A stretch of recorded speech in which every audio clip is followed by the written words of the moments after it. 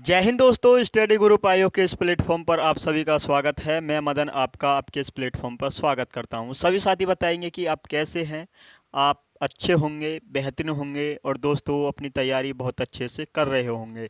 तो दोस्तों, ये सामान्य ज्ञान की बुक है एसएससी जीडी 2025 के लिए। ये बुक बहुत ही इम्पोर्टेंट होने वाली है, क्योंकि इस बुक में एसएससी जीडी में विगत वर्षों में प्रश्न पूछे गए हैं। तो उन सभी प्रश्नों का संकलन है साथ ही इस बुक में, और साथ ही इसमें जो हम पढ़ा रहे हैं, साथ ही इकोनॉमिक्स पढ़ा रहे हैं। इकोनॉमिक्स की भी क्लास 6वीं है, और साथ ही अगर आपको दो क्लास आपको वीडियोस में नज़र नहीं आएंगी, लेकिन आपको वो लाइव क्लास में नज़र आ जाएंगी। दो क्लास हैं जो लाइव क्लास चलाई थी, लेकिन वहाँ पर क्लियरिटी इतनी साफ नहीं आ रही थी, इसलिए फिर हमने वीडियोज ही अपलोड करी थी। तो ठीक है साथी, क्लास को करते हैं स्टार्ट। तो आपका क्वेश्चन नंबर 122 है। क्वेश्चन नंबर 122 को बहुत ध्यान से पढ़ेंगे। तो ये हो गया क्वेश्चन।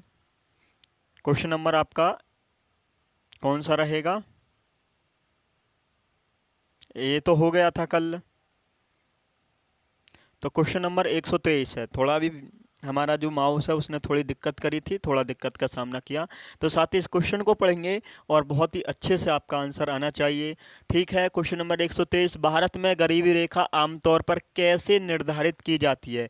ये जो गरीबी रेखा है, हम इसको किस प्रकार निर्धारित करते हैं? और ये क्वेश्चन है एसएससी जीडी 27 फरवरी 2024 शिफ्ट दूसरी में ये क्वेश्चन पूछा हुआ है। ए ऑप्शन धार्मिक विचारधारा, बी ऑप्शन आय और उपभोग का स्तर, सी ऑप्शन है स्वास्थ्य सुविधाओं तक पहुंच, या आपका डी ऑप्शन हो जाएगा शिक्षा की गुणवत्ता। तो क्या बोलेंगे आप सभी? तो आप सभी का आंसर होगा भैया यहाँ पर बी ऑप्शन। बी ऑप्शन यहाँ पर बिल्कुल राइट आंसर हो जाएगा। आय और उपभोग का स्तर होता है, ऑप्शन नंबर बी बिल्कुल सही है। गरीबी रेखा का अनुमान ये कितने वर्षों में किया जाता है? सभी साथी बताएंगे। भारत में गरीबी रेखा का अनुमान कितने वर्षों पर किया जाता है? तो आप सभी को पता होना चाहिए भैया, 5 वर्षों पर गरीबी रेखा का अनुमान किया जाता है। और साथ ही गरीबी रेखा का अनुमान करता कौन है, ये आपसे पूछ ले तो आप क्या बोलेंगे? राष्ट्रीय नमूना सर्वेक्षण संगठन। कौन करता है गरीबी रेखा का आकलन कौन करता है? तो आप सभी का आंसर होगा राष्ट्रीय नमूना सर्वेक्षण संगठन। राष्ट्रीय नमूना सर्वेक्षण संगठन ये इसका क्या करता है? भैया, इसकी गरीब रेखा का जो आकलन करता है तो कौन करता है? राष्ट्रीय नमूना सर्वेक्षण संगठन। बात आती है भैया, इसकी स्थापना कब हुई? जो आपने बताया है राष्ट्रीय नमूना सर्वेक्षण संगठन, तो इसकी स्थापना कब हुई? क्या बोलेंगे आप? तो आप बोलेंगे भैया 1950 में इसकी स्थापना हुई। ये आप सभी को पता होना चाहिए। ठीक है, अगले क्वेश्चन की तरफ आते हैं। अगला क्वेश्चन क्या हो जाएगा? क्वेश्चन नंबर आपका 124 है। इस क्वेश्चन का आंसर करेंगे बहुत ही अच्छे से। आज के प्रश्न बहुत ही अच्छे से हैं, बहुत ही बढ़िया बिंदास लेवल के प्रश्न हैं जो अक्सर एग्जाम में गलत होते हैं, लेकिन आपको गलत नहीं करने हैं। भारत में हरित क्रांति के दौरान शुरू किए गए गहन कृषि जिला कार्यक्रम का प्राथमिक उद्देश्य क्या था? एसएससी जीडी 27 फरवरी 2024 शिफ्ट पहली में ये क्वेश्चन पूछा हुआ है। तो ए ऑप्शन आपका विशिष्ट जिलों में कृषि उत्पादकता बढ़ाना, बी ऑप्शन भूमि सुधार लागू करना, सी ऑप्शन व्यापारिक फसलों की कृषि को बढ़ावा देना, डी ऑप्शन जैविक कृषि को बढ़ावा देना। तो आप सभी का आंसर क्या होगा? आप सभी का आंसर आना चाहिए। ऐसे ही तो क्वेश्चन आपके एसएससी जीडी एग्जाम में पूछे जाते हैं। तो ऑप्शन नंबर ए विशिष्ट जिलों में कृषि उत्पादकता बढ़ाना, ये इसका कार्यक्रम था। भारत में हरित क्रांति के दौरान शुरू किया गया गहन जिला कार्यक्रम, कृषि जिला कार्यक्रम का प्राथमिक उद्देश्य क्या था? तो विशिष्ट जिलों में कृषि उत्पादकता बढ़ाना। ठीक है, ऑप्शन नंबर ए बिल्कुल सही है। अगले क्वेश्चन की तरफ आते हैं। क्वेश्चन नंबर आपका 125 है। चलिए इस क्वेश्चन का आंसर करिए सभी साथी। ऐसे क्वेश्चन आपका बेहतरीन क्वेश्चन है ये भी। तो क्वेश्चन नंबर 125 है, निम्नलिखित में से किस भारतीय पंचवर्षीय योजना का उद्देश्य भोजन कार्य और उत्पादकता पर ध्यान केंद्रित करते हुए खाद्यान्न उत्पादन में तेजी लाना, रोजगार के अवसर बढ़ाना और उत्पादकता बढ़ाना था? ये कौन सी पंचवर्षीय योजना में हुआ था? ये आप सभी से पूछा है। एसएससी जीडी 27 फरवरी 2024 शिफ्ट दूसरी में पूछा हुआ क्वेश्चन है। छठी पंचवर्षीय योजना या 8वीं पंचवर्षीय योजना या 9वीं पंचवर्षीय योजना या 7वीं पंचवर्षीय योजना? तो सभी साथी बताएंगे। पहले भैया ये 6ठी पंचवर्षीय योजना कब से कब तक चली थी? तो मैं आपको बता दूं भैया, एक क्रम आपको ये याद रखना होता है। पहली का क्रम आपको याद रखना है, 1951 से 56 तक चली। दूसरी भैया 56 से 61 तक चली। तीसरी 61 से 66 तक चली, 61 से 66 तक चली। फिर यहाँ पर गैप आता है, गैप होता है वो 1966 से 69 तक का गैप होता है, 1966 से 69 तक का गैप होता है। फिर आपकी चौथी पंचवर्षीय योजना 1969 से 74 तक चलती है, और पाँचवीं 1974 से 78 तक चल रही है। और पाँचवीं पंचवर्षीय योजना जो है साथी, ये ऐसी पंचवर्षीय योजना है जो अपना पूरा 5 वर्ष पूर्ण ही नहीं कर सकी। फिर आपका फिर गैप आता है 1978 से 80 तक। फिर आपकी 6ठी पंचवर्षीय योजना 80 से 85 तक चलती है। तो 6ठी पंचवर्षीय योजना कब से कब तक चलती? 80 से 85 तक। और सातवीं आपकी 85 से 1985 से 1990 तक चलती है सातवीं। 8वीं की बात आती है तो यहाँ पर एक गैप आता है, 1990 से 92 तक का गैप होता है। फिर आपकी रेगुलर पंचवर्षीय योजना चलती हैं, जैसे 1992 से 97 तक आपकी 8वीं पंचवर्षीय हो जाएगी, और 9वीं पंचवर्षीय योजना हो जाएगी 1997 से 2002 के बीच। तो ये क्रम आपको याद रखना है, ये आपको समय अवधि याद रखनी है कि कौन सी पंचवर्षीय योजना कब चली। ठीक है, इतना आप सभी को पता होना चाहिए। तो कौन सा ऑप्शन होगा आप सभी का कौन सा ऑप्शन होगा? क्या बोलेंगे आप सभी? तो आप सभी का आंसर होगा भैया 7वीं पंचवर्षीय योजना। 7वीं पंचवर्षीय योजना के बारे में आप सभी को जानना होगा। 7वीं पंचवर्षीय योजना, हेडिंग डालेंगे सभी साथी, 7वीं पंचवर्षीय योजना, 7वीं पंचवर्षीय योजना। सबसे पहले बताओ इसका टाइम पीरियड क्या था, इसका 7वीं पंचवर्षीय योजना की समय अवधि क्या थी? तो क्या बोलेंगे आप सभी का आंसर होगा 1985 से 1990। 1985 से 1990 आपको ये समय अवधि आपको याद रखनी है 7वीं पंचवर्षीय योजना की। ठीक है, 7वीं पंचवर्षीय योजना का उद्देश्य क्या रहा होगा साथी? 7वीं पंचवर्षीय योजना का उद्देश्य क्या था? इसने किसको प्राथमिकता दी थी? तो रोजगार, शिक्षा और जन स्वास्थ्य को इसने प्राथमिकता दी थी। रोजगार, शिक्षा और जन स्वास्थ्य इसका उद्देश्य था, जन स्वास्थ्य इसका उद्देश्य था। ठीक है, ये आप सभी को पता होना चाहिए। और 7वीं पंचवर्षीय योजना में क्या क्या काम हुए हैं, ये कार्य आपको याद रखने हैं। कार्य क्या क्या हुए हैं? तो आप सभी क्या बोलेंगे भैया, 7वीं पंचवर्षीय योजना में क्या क्या काम हुए हैं? तो आप सभी का आंसर होगा भैया 1986 में स्पीड पोस्ट की स्थापना हुई थी। तो ये आपको पता होना चाहिए। 1986 में स्पीड पोस्ट की स्थापना हुई थी। स्पीड पोस्ट की स्थापना कब हुई ये आपसे पूछ ले तो 1986 में स्पीड पोस्ट की स्थापना होती है। और साथ ही और क्या क्या काम हुए हैं? तो 12 अप्रैल 1988 को, सभी साथी बताएंगे इस डेट को। 12 अप्रैल 1988 को किसकी स्थापना हुई थी? तो सेबी की स्थापना हुई थी। 12 अप्रैल 1988 को किसकी स्थापना हुई? तो आप बोलेंगे सेबी की स्थापना हुई, सेबी की स्थापना। इसकी फुल फॉर्म क्या होती है सेबी की? सभी साथी बताएंगे। क्या बोलेंगे सेबी की स्थापना? Securities exchange board of India इसकी फुल फॉर्म होती है। सेबी का मुख्यालय कहाँ पर है? सेबी का हेड क्वार्टर कहाँ पर है? तो सेबी का मुख्यालय हो जाएगा भैया मुंबई। और सेबी की वर्तमान में मुख्य न्यायाधीश कौन है? तो सेबी की वर्तमान में अध्यक्ष कौन है? सॉरी, मुख्य न्यायाधीश नहीं, गलती से लिख रहा है। तो सेबी की वर्तमान में अध्यक्ष कौन है? ऐसे क्वेश्चन आप सभी को पता होना चाहिए भैया। वर्तमान में अध्यक्ष जो हैं सेबी की कौन है? क्या बोलेंगे आप सभी? आप सभी का आंसर क्या होगा? तो आप बोलेंगे माधवीपुरी बूच। माधवीपुरी बूच जो हैं ये सेबी की वर्तमान में अध्यक्ष हैं। और साथ ही ये माधवीपुरी बूच जो हैं ये सेबी की पहली महिला अध्यक्ष हैं। सेबी की पहली महिला अध्यक्ष कौन है ये आपसे पूछ ले तो माधवीपुरी बूच। सेबी की पहली महिला अध्यक्ष कौन? तो क्या बोलेंगे आप सभी? तो आप सभी का आंसर होगा माधवी बुरी पूछ। ठीक है, और इसमें क्या क्या काम हुए हैं और आपको इसके काम और लिखने हैं। जैसे जवाहर रोजगार योजना, ये कब शुरू की गई थी, क्यों शुरू की गई थी? जवाहर रोजगार योजना ये अप्रैल 1989 में शुरू की गई थी। कब शुरू की गई? अप्रैल 1989 में शुरू की गई थी। ग्रामीण युवकों के लिए शुरू की गई थी। तो क्या लिखेंगे? जवाहर जवाहर रोजगार योजना, जवाहर रोजगार योजना ये कब शुरू की गई थी?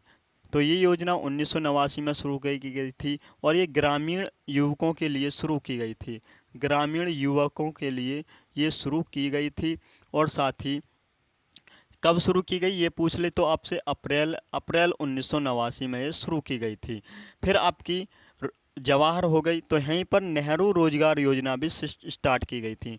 नेहरू रोजगार योजना ये क्यों स्टार्ट की गई थी? ये अक्टूबर 1989 में, अक्टूबर 1989 में इसे शुरू किया गया था।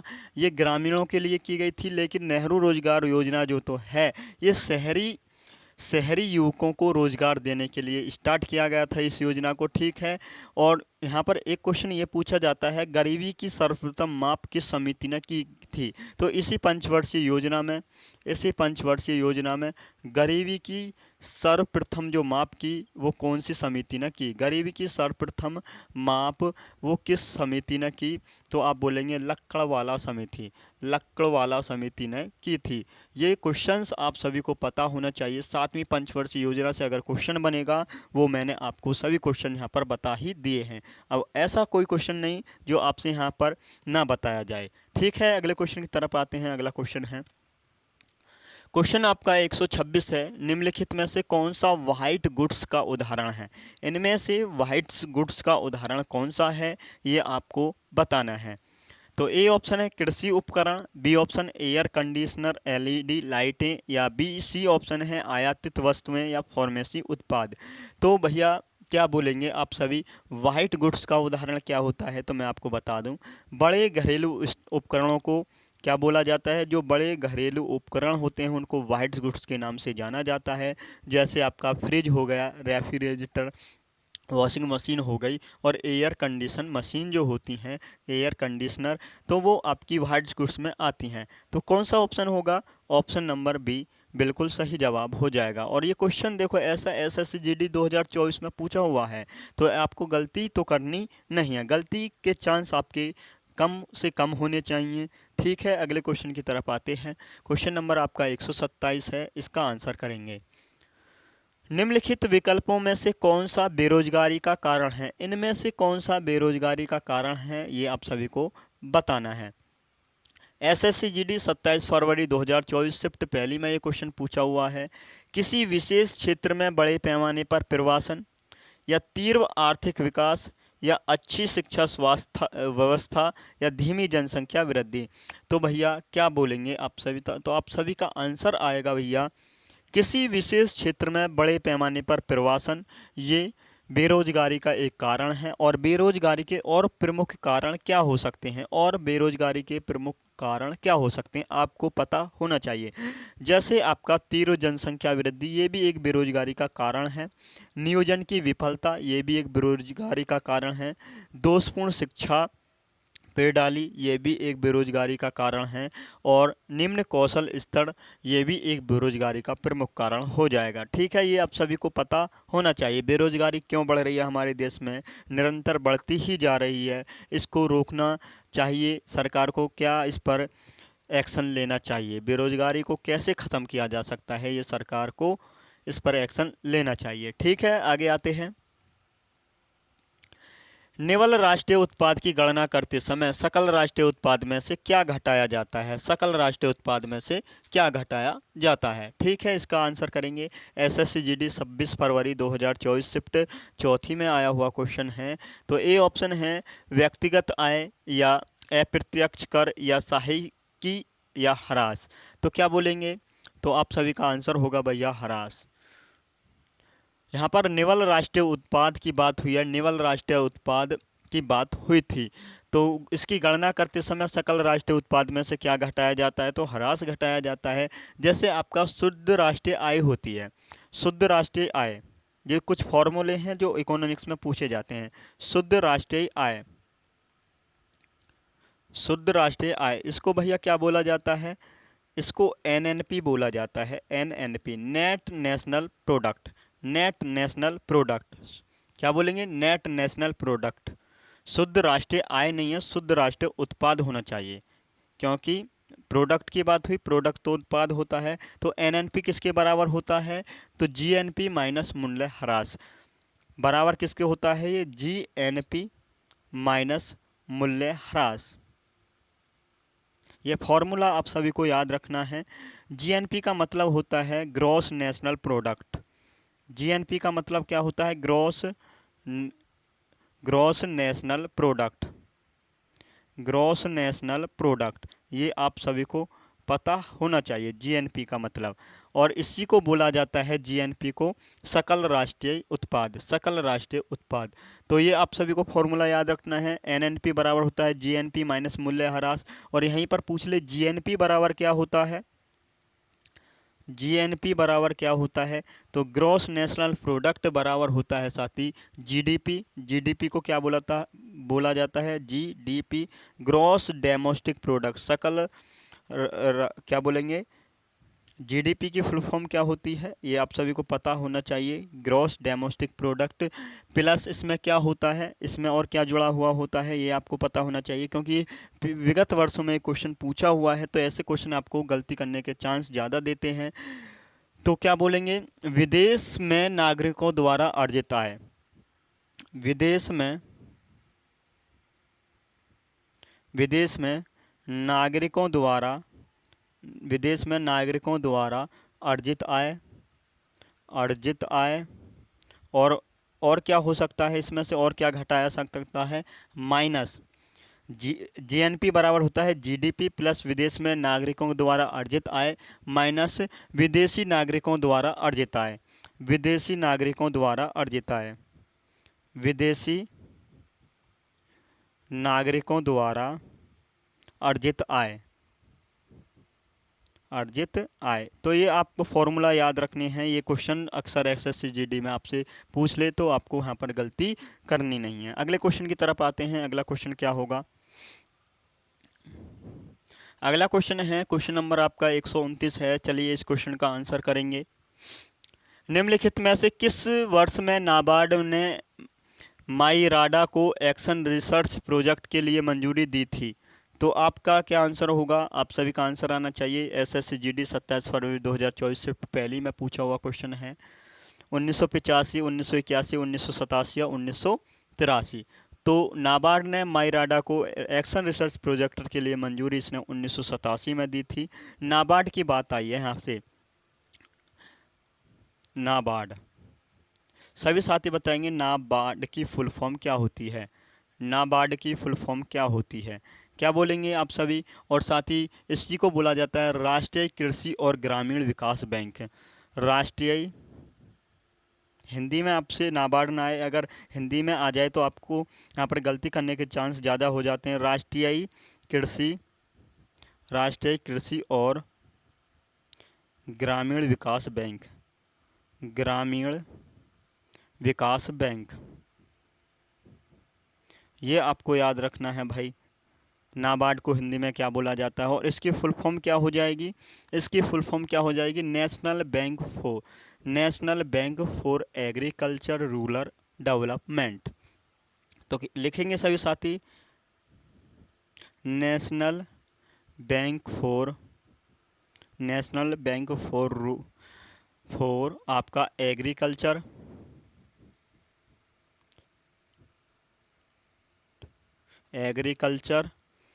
Rural development.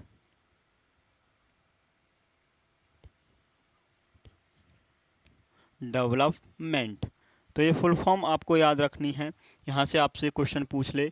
और साथ ही इसकी स्थापना इसकी स्थापना कब हुई थी? नाबार्ड की स्थापना कब हुई थी? तो ये क्वेश्चन आप सभी को पता होना चाहिए। 12 जुलाई 1982 को 12 जुलाई 1982 को नाबार्ड की स्थापना होती है। लेकिन किस समिति की सिफारिश पर इसकी स्थापना की जाती है, ये पूछ ले आपसे। तो शिवरामन समिति की सिफारिश पर, शिवरामन समिति की सिफारिश पर इसकी स्थापना होती है। शिवरामन समिति की सिफारिश पर। ठीक है, इतना आपने जाना। और साथ ही यहाँ पर पूछ ले शिवरामन समिति की ही स्थापना कब हुई? शिवरामन समिति की ही स्थापना कब हुई? तो क्या बोलेंगे आप सभी? तो आप सभी का आंसर होगा 30 मार्च 1979 को। क्या बोलेंगे? 30 मार्च 1979 को शिवरामन समिति की स्थापना हुई। 30 मार्च 1979 को शिवरामन समिति की स्थापना हुई। और इसका हेडक्वार्टर कहाँ है? नाबार्ड का मुख्यालय कहाँ है? हेडक्वार्टर कहाँ? तो आप बोलेंगे भैया मुंबई में इसका हेडक्वार्टर है। इतना आपने जाना। इसका कार्य क्या होता है? नाबार्ड का कार्य क्या होता है? तो ये आप सभी को पता होना चाहिए। नाबार्ड का जो कार्य होता है, क्षेत्रीय ग्रामीण बैंकों को ऋण प्रदान करना इसका काम होता है। नाबार्ड के बारे में आप सभी ने इतना जाना। ठीक है, आगे आते हैं। अगला क्वेश्चन क्या होगा? अगला क्वेश्चन है, क्वेश्चन नंबर आपका 130 है। इस क्वेश्चन का आंसर करेंगे सभी साथी। क्वेश्चन नंबर आपका 130 है, सरकारी डेट सरकार की अपेक्षित प्राप्तियों और अपेक्षित व्यय आगामी वित्तीय वर्ष के लिए एक विवरण है जो विकास और स्थिरता के दोहरे उद्देश्यों को प्राप्त करने के लिए सरकार की बजटीय नीति को प्रकट करता है। और ये क्वेश्चन एसएससी जीडी में पूछा हुआ है। और ये इस नीति को प्रकट कौन करता है, ये आपसे पूछा है। नीति या राजस्व या बजट या योजना, कौन करता है? तो आप सभी का क्या आंसर होगा? भैया बजट करता है। बजट ये नीति को प्रकट कौन करता है? बजट करता है। ऑप्शन नंबर सी यहाँ पर आप सभी का बिल्कुल सही जवाब हो जाएगा। और आप भी अपना आंसर कमेंट सेक्शन में बताएंगे, साथ ही हमें पता चले कि आप कितने पानी में हो, आपकी तैयारी किस लेवल तक की है। और आपको लेवल बढ़ाना है और लेवल आपका अच्छा होना चाहिए। तैयारी का स्तर आपका ऐसा हो कि क्वेश्चन आपको दिखे और आपका आंसर धड़ाक देसी आए। ठीक है, अगले क्वेश्चन की तरफ आते हैं। 1964 में भारतीय औद्योगिक विकास बैंक की स्थापना निम्नलिखित में से किस उद्देश्य की दिशा में एक महत्वपूर्ण कदम था? तो ये एक महत्वपूर्ण कदम था, यह आपको बताना है। तो किसका ये कदम था? एसएससी जीडी 26 फरवरी 2024 शिफ्ट चौथी में पूछा हुआ क्वेश्चन है। कृषि सहकारी समितियों का समर्थन करना, या लघु उद्योगों को प्रोत्साहित करना, या आवास ऋण उपलब्ध कराना, या भारी उद्योगों को बढ़ावा देना। तो क्या बोलेंगे आप सभी? तो आप सभी का आंसर होगा भैया ऑप्शन नंबर डी, भारी उद्योगों को बढ़ावा देना। ऑप्शन नंबर डी यहाँ पर आपका सही आंसर हो जाएगा। अगले क्वेश्चन की तरफ आते हैं। भारत की पहली पंचवर्षीय योजना डैश पर आधारित थी। भारत की पहली जो पंचवर्षीय योजना थी, ये किस मॉडल पर आधारित थी? तो आपका क्या आंसर होगा? महानलोबिस योजना। भैया ये दूसरी मॉडल पर आधारित थी। दूसरी जो पंचवर्षीय योजना थी, ये महानलोबिस मॉडल पर आधारित थी। और गाडगिल योजना ये चौथी पंचवर्षीय योजना पर आधारित थी। नेहरू मॉडल होगा या हेरा डोमर मॉडल होगा? तो हेरोल्ड डोमर मॉडल पर ही आधारित थी पहली पंचवर्षीय योजना। और पहली पंचवर्षीय योजना 1951 से 1956 तक चलती है, ये आपने जाना। और साथ ही इसमें विकास दर क्या रही पहली पंचवर्षीय योजना में? तो आप सभी का आंसर होगा भैया, इसमें लक्ष्य जो रखा गया था पहली पंचवर्षीय योजना में 2.1%। और प्राप्ति कितनी होती है हमें? प्राप्ति जो हुई 3.6%। तो ठीक है, इतना आपने जाना। तो सबसे यहाँ पर पूछा जाता है सबसे सफल योजना जो थी, सबसे सफल जो पंचवर्षीय योजना थी, तो यही पहली पंचवर्षीय योजना थी। क्योंकि ये आपको याद रखना है, क्वेश्चन एग्जाम में पूछ ले सबसे सफल पंचवर्षीय योजना कौन सी थी, तो आप सभी का आंसर होगा प्रथम पंचवर्षीय योजना। ये सबसे सफल पंचवर्षीय योजना थी। पंचवर्षीय योजनाएं की बात आ रही है तो हेडिंग डालनी है थोड़ी, पंचवर्षीय योजनाएं। पंचवर्षीय योजना, इनको लागू कौन कराता है? लागू ये कब हुई थी पंचवर्षीय योजनाएं? तो आपका क्या आंसर होगा? पंचवर्षीय योजनाएं 1928 में लागू हुई। और किस देश में ये लागू हुई थी 1928 में? तो किसने लागू की, ये भी आपसे पूछ सकता है। तो पंचवर्षीय योजनाओं ये लागू 1928 में हुई जोसेफ स्टालिन। जोसेफ स्टालिन ने इनको लागू किया था, जोसेफ स्टालिन ने। और किस देश में लागू किया था? सोवियत संघ। और क्वेश्चन यहाँ से ये बनेगा, तो ये पंचवर्षीय योजनाएं जो ली हैं हमने किस देश के संविधान से ली हैं? तो आप बोलेंगे सोवियत संघ, रूस के संविधान से हमने इन्हें भारत के संविधान में जोड़ा है पंचवर्षीय योजनाओं को। इतना आप सभी को पता होना चाहिए। और पहली पंचवर्षीय योजना जो थी ये किस पर, इसका उद्देश्य क्या था पहली पंचवर्षीय योजना का? तो आप सभी का आंसर होगा भैया कृषि को इसने प्राथमिकता दी थी। अगले क्वेश्चन की तरफ आते हैं। अगला क्वेश्चन क्या होगा? अगला क्वेश्चन है 1969 के MRTP अधिनियम का उद्देश्य क्या है? 1969 के MRTP का उद्देश्य क्या है? क्या बोलेंगे आप सभी? आप सभी का क्या आंसर होगा? तो MRTP का उद्देश्य क्या था? SSCGD 26 फरवरी 2024 शिफ्ट आपका तीसरी में पूछा हुआ क्वेश्चन है। प्रत्यक्ष विदेशी निवेश को प्रोत्साहित करना, या बी ऑप्शन प्रमुख उद्योगों में एकाधिकार को बढ़ावा देना, सी ऑप्शन एकाधिकारवादी और प्रतिबंधात्मक व्यापार प्रथाओं को विनियमित और नियंत्रित करना, मुक्त व्यापार समझौतों को बढ़ावा देना। तो क्या आंसर होगा आप सभी का? तो आप सभी का आंसर आना चाहिए भैया सी ऑप्शन, एकाधिकारवादी और प्रतिबंधात्मक व्यापार प्रथाओं को विनियमित और नियंत्रित करना, ये MRTP अधिनियम का उद्देश्य था। और MRTP की बात आती है तो MRTP एक्ट कब आया था? तो 1969 में ये MRTP एक्ट लागू हुआ था। और MRTP यह कानून यह निश्चित करने के लिए डिजाइन किया गया था कि आर्थिक शक्तियाँ कुछ लोगों के हाथ में केंद्रित ना हो जाएं, कुछ लोगों के हाथ में ये शक्तियाँ केंद्रित ना होते हैं। और साथ ही इसे अब भारत में निरस्त कर दिया गया है MRTP को, और इसे 2002 के प्रतिस्पर्धा अधिनियम द्वारा प्रतिस्थापित किया गया था और 1 सितंबर 2009 से प्रभावी हो गया था। आगे आते हैं। मुद्रा के संबंध में निम्नलिखित में से कौन सा कथन सही है? पहला कथन है मुद्रा की पूर्ति एक स्टॉक परिवर्तन है। दूसरा कथन है एक निहित समय में लोगों में संचरण करने वाली कुल मुद्रा को मुद्रा की पूर्ति कहा जाता है। तो क्या बोलेंगे आप सभी का आंसर क्या होगा? SSCGD 26 फरवरी 2024 शिफ्ट दूसरी में आया हो क्वेश्चन है। तो ए ऑप्शन है आपका फर्स्ट और सेकंड दोनों, बी ऑप्शन हो जाएगा आपका न तो फर्स्ट और न ही सेकंड, और सी ऑप्शन केवल फर्स्ट, डी ऑप्शन केवल सेकंड। तो क्या आंसर होगा? आपका आंसर होगा भैया फर्स्ट और सेकंड दोनों। ऑप्शन नंबर ए आपका यहाँ पर बिल्कुल सही जवाब हो जाएगा, फर्स्ट और सेकंड दोनों। चलिए अगले क्वेश्चन की तरफ आते हैं। अगला क्वेश्चन क्या होगा? एक बजट दस्तावेज जो किसी विशेष वित्तीय वर्ष के लिए सरकार की राजस्व प्राप्तियों और राजस्व व्यय से संबंधित होता है, कहलाता है। ये क्या कहलाता है? ए ऑप्शन है राजस्व बजट, या बी ऑप्शन दीर्घकालिक बजट, या सी ऑप्शन पूंजीगत बजट, या डी ऑप्शन शून्य बजट। तो आप सभी का क्या आंसर होगा? तो आप सभी का आंसर होना चाहिए भैया यहाँ पर क्या बोलेंगे? आप सभी का आंसर होगा राजस्व बजट, राजस्व बजट। ऑप्शन नंबर ए यहाँ पर बिल्कुल सही है। एक बजट दस्तावेज जो किसी विशेष वित्तीय वर्ष के लिए सरकार की राजस्व प्राप्तियों और राजस्व व्यय से संबंधित होता है उसको राजस्व बजट कहा जाता है, उसे राजस्व बजट कहता है। ठीक है, आगे आते हैं। अगला क्वेश्चन हो जाएगा क्वेश्चन नंबर 136 है, इसका आंसर करेंगे। निम्नलिखित में से कौन सा संगठन भारत में निर्धनता रेखा का आकलन करने के लिए प्रतिदर्शक सर्वेक्षण करता है? अभी बताया था प्रतिदर्शक सर्वेक्षण करता है। ये कौन सा करता है निर्धनता रेखा का आकलन करने के लिए? भारत में निर्धनता मतलब गरीबी रेखा का आकलन करने के लिए प्रतिदर्श सर्वेक्षण कौन सा एक संगठन करता है? NSSO, वित्त मंत्रालय, RBI या CSO? क्या बोलेंगे आप सभी का आंसर होगा भैया? आपका आंसर हो जाएगा NSSO। NSSO सभी साथी बताएंगे NSSO की जो स्थापना हुई वो कब हुई थी? NSSO की स्थापना कब हुई? तो आप सभी का आंसर होगा भैया NSSO की स्थापना 1950 में हुई थी। 1950 में हुई थी। NSS को क्या बोला जाता है? राष्ट्रीय प्रतिदर्श सर्वेक्षण संगठन। राष्ट्रीय प्रतिदर्श सर्वेक्षण संगठन इसको बोला जाता है NSSO को।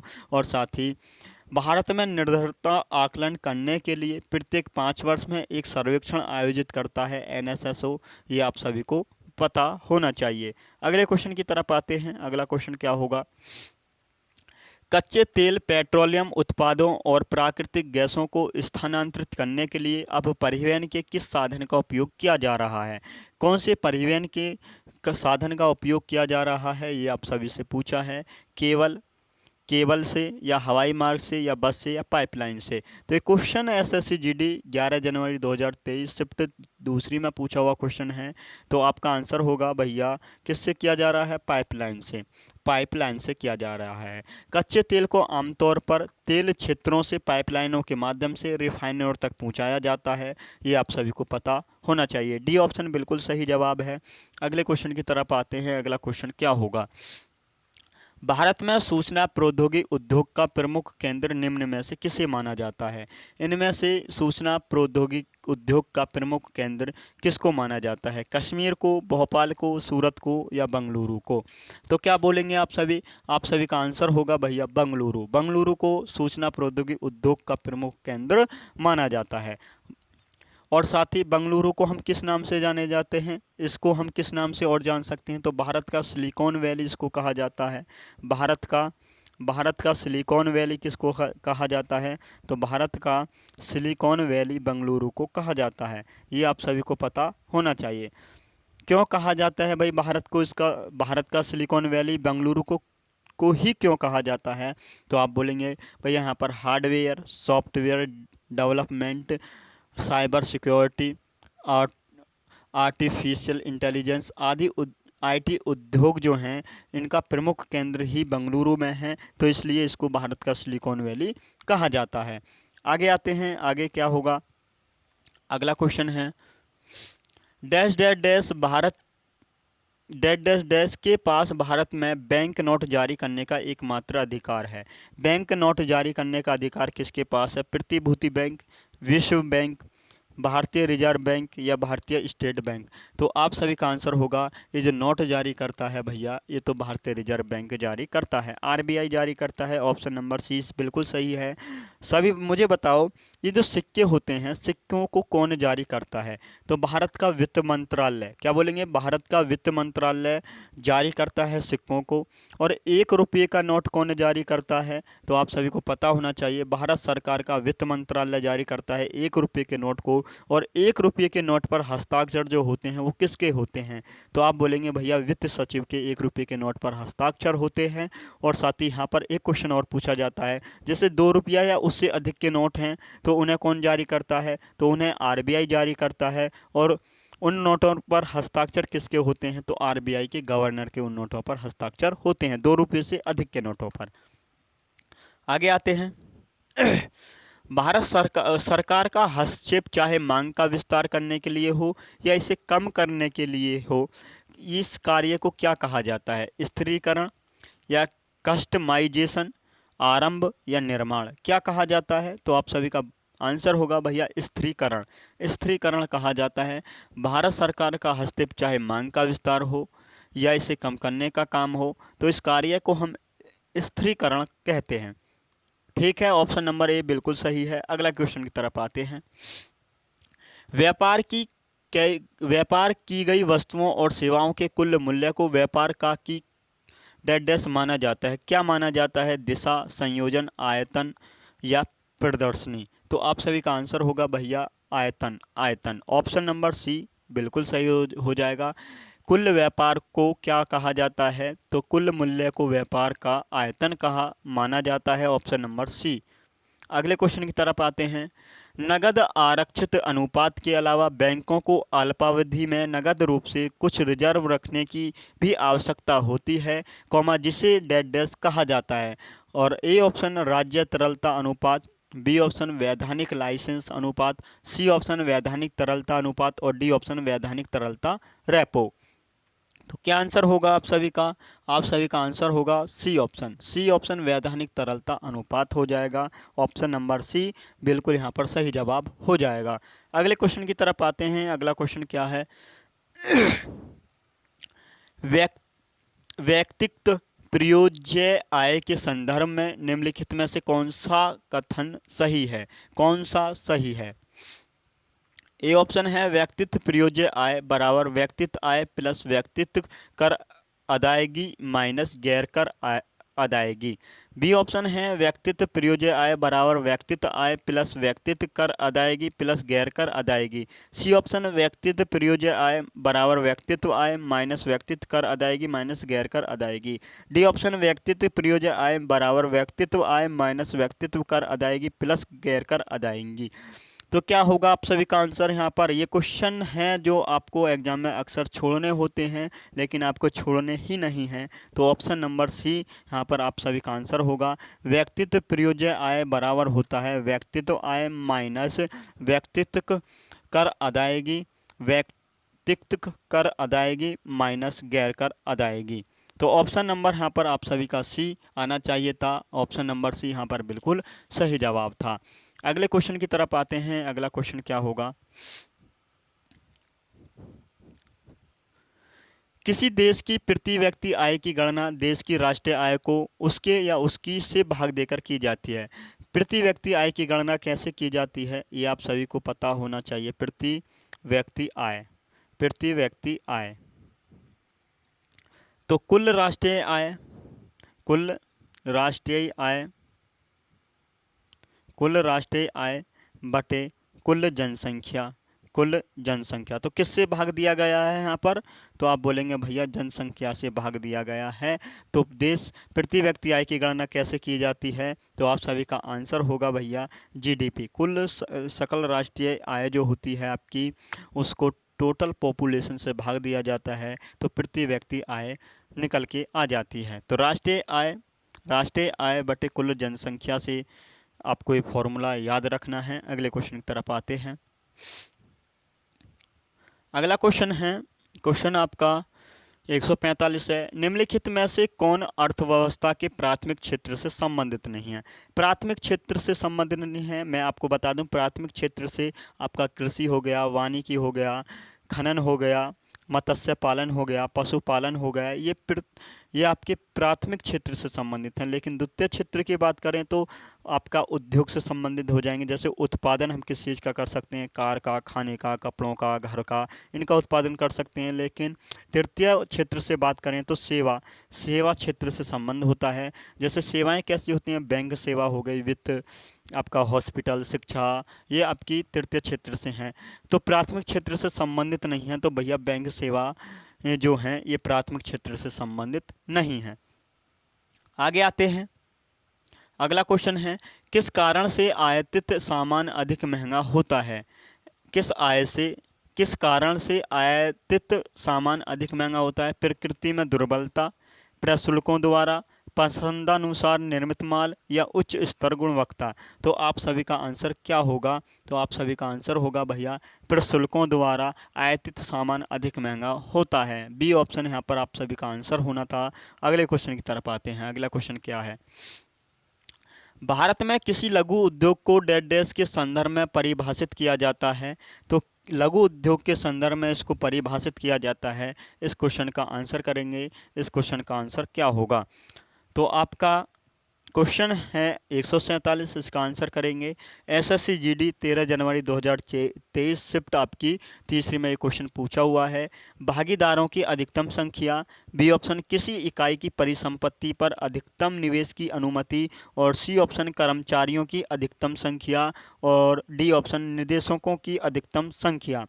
तो आप सभी का क्या आंसर होगा? आप सभी का आंसर आना चाहिए भैया यहाँ पर क्या होगा?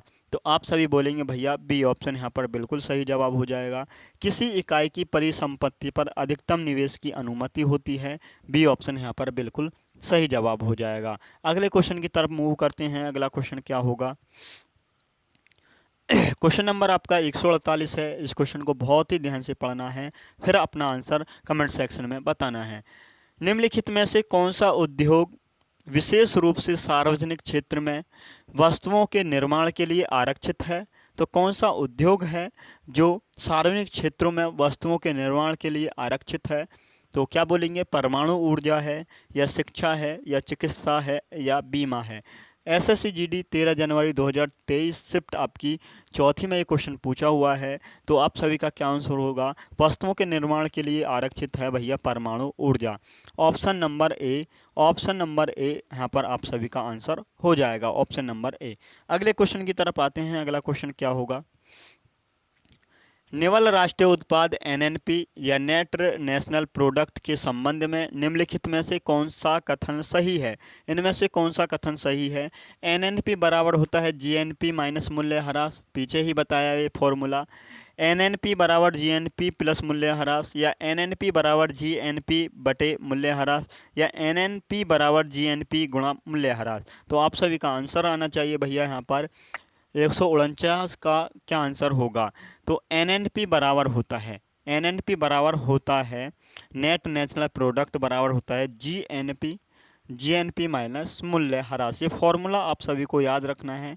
यही क्वेश्चन अक्सर एग्जाम में आपसे पूछा भी जाएगा। इसी प्रकार का क्वेश्चन, इसी पैटर्न के आधार पर आपसे क्वेश्चन पूछे भी जा सकते हैं। अगला क्वेश्चन है, उन लोगों के लिए क्या शब्द प्रयोग किया जाता है जो नियमित रूप से निर्धनता रेखा के अंदर या उससे बाहर होते रहते हैं? उन लोगों के लिए जो कभी भैया नियमित रूप से निर्धनता रेखा के अंदर आ जाते हैं, कभी उस रेखा से बाहर होते हैं, तो ऐसे लोगों के लिए एक शब्द प्रयोग किया गया है और उस शब्द का प्रयोग आपको बताना है। कौन सा शब्द का प्रयोग किया गया है? एसएससी जीडी 16 जनवरी 2023 शिफ्ट चौथी में पूछा हुआ क्वेश्चन है। सामान्यतः निर्धन, बी ऑप्शन चक्रीय निर्धन, या अनियमित निर्धन, या चिरकालिक निर्धन। तो आप सभी का आंसर होगा भैया चक्रीय निर्धन। इस शब्द का प्रयोग किया गया है जो नियमित रूप से निर्धनता रेखा के अंदर आते रहते हैं, कभी निर्धनता रेखा से बाहर जाते रहते हैं। तो ऐसे लोगों के लिए एक शब्द का प्रयोग किया गया है चक्रीय निर्धन। ऑप्शन नंबर बी बिल्कुल सही है। अगला क्वेश्चन है, राष्ट्रीय आय लेखा एक निश्चित समय अवधि में देशों की डेडस गति अवधि के स्तर को मापने के लिए एक बहीखाता प्रणाली है। ये बहीखाता प्रणाली आप सभी को बतानी है। तो क्या बोलेंगे? चिकित्सीय, लोकतांत्रिक, या आर्थिक, या रासायनिक? तो बहीखाता प्रणाली जो हो जाएगी आपकी यहाँ पर आर्थिक हो जाएगी। राष्ट्रीय आय लेखा एक निश्चित समय अवधि में देश की आर्थिक गतिविधि के स्तर को मापने के लिए एक बहीखाता प्रणाली है, ये है आर्थिक। ऑप्शन नंबर आपका सी बिल्कुल सही जवाब हो जाएगा। अगले क्वेश्चन की तरफ आते हैं। कृषि उपज का वह हिस्सा जो किसानों द्वारा बाजार में बेचा जाता है, डैश डैश डैश अधिशेष कहलाता है। ये क्या कहलाता है? जो बचा हुआ होता है भाग, उसको क्या कहा जाता है? संशोधित, या संतुलित, या आयतित, या बाजार? तो भैया कृषि उपज का वह हिस्सा जो किसानों द्वारा बाजार में बेचा जाता है और बाजार अधिशेष कहलाता है। क्या कहलाता है भाई? बाजार अधिशेष कहलाता है। ऑप्शन नंबर आपका यहाँ पर डी बिल्कुल सही जवाब हो जाएगा। अगला क्वेश्चन है, इस क्वेश्चन का आंसर करेंगे। चलो, किसी संस्था के स्वामित्व वाली वस्तुएं डैश कहलाती हैं? डिबेंचर कहलाती हैं, देयताएं कहलाती हैं, ऋण कहलाती हैं, परिसंपत्तियां कहलाती हैं। तो आप सभी का क्या आंसर होगा? तो आप सभी आंसर करेंगे भाई परिसंपत्तियां कहलाती हैं। क्वेश्चन एसएससी जीडी 17 जनवरी 2023 शिफ्ट आपकी तीसरी में क्वेश्चन पूछा हुआ है। अगले क्वेश्चन की तरफ आते हैं। अगला क्वेश्चन क्या होगा? व्यापार और वाणिज्य का विस्तार करने और विदेशी मुद्रा लाने में क्या मदद करता है? निर्मित वस्तुओं का आयात, मशीनों का आयात, कच्चे माल का आयात, या निर्मित वस्तुओं का निर्यात? तो क्या बोलेंगे? निर्मित वस्तुओं का निर्यात। ऑप्शन नंबर आपका डी सही हो जाएगा। 154 का डी बिल्कुल सही आंसर है। अगले क्वेश्चन की तरफ आते हैं। शहरी जल संतुलन योजना में चिन्हित परियोजनाओं के आधार पर डैश CWAP तैयार किया जाएगा। सिटी वाटर एक्शन पीरियड, या कंजर्व वाटर एक्शन प्लान, या सिटी वाटर एरिया प्लान, या सिटी वाटर एक्शन प्लान? तो आप सभी का आंसर क्या होना चाहिए भाई यहाँ पर? तो आप सभी का आंसर होगा city water action plan. CWAP city water action plan तैयार किया जाएगा। शहरी जल संतुलन योजना में चिन्हित परियोजनाओं के आधार पर सिटी वाटर एक्शन प्लान ये आपको तैयार किया जाएगा। ठीक है, ऑप्शन नंबर आपका कौन सा सही होगा? डी सही है। तो आज की क्लास को साथी यहीं पर रोकना चाहेंगे, क्योंकि आज की क्लास में 30 के समथिंग कुछ क्वेश्चन थे। वो क्वेश्चन आपके बहुत ही अच्छे थे। ऐसे ही क्वेश्चन अक्सर एसएससी जीडी में पूछे भी जाते हैं। तो साथी थैंक यू सो मच, अपनी तैयारी करते रहिएगा। और साथ ही हमारा चैनल है स्टडी ग्रुप आईओ। इस चैनल पर अगर आप जुड़े हुए हो या आपका कोई मित्र भी बचा हुआ है तो उसे चैनल से जुड़ने के लिए कहो। और साथ ही चैनल को लाइक करो, शेयर करो और चैनल को सब्सक्राइब करना ना भूलो। तो जय हिंद, जय Bharat, thank you so much, करते रहिएगा अपनी तैयारी।